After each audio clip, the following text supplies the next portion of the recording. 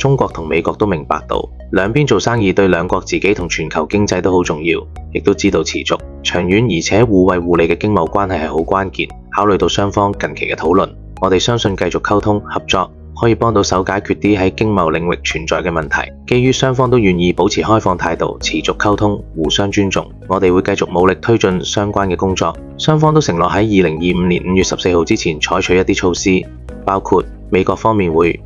修改喺4月2號簽嗰個行政令，嚟面對中國商品，包括香港同澳門特區嘅商品加嘅關稅。具體就係原本有24%嘅關稅會喺90日內暫停執行，同時會繼續保留對剩餘關稅嘅10%加徵。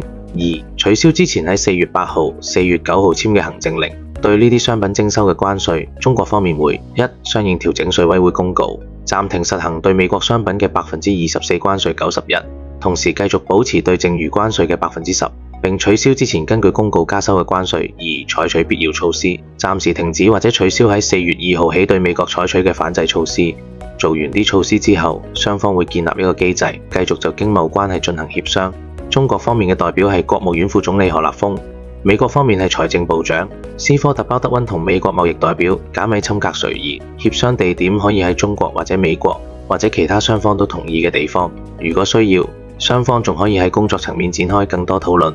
訂閱 Italy 外貿電商研究院，每日一個外貿小知識。鍾意我哋嘅話點個 like 啦〜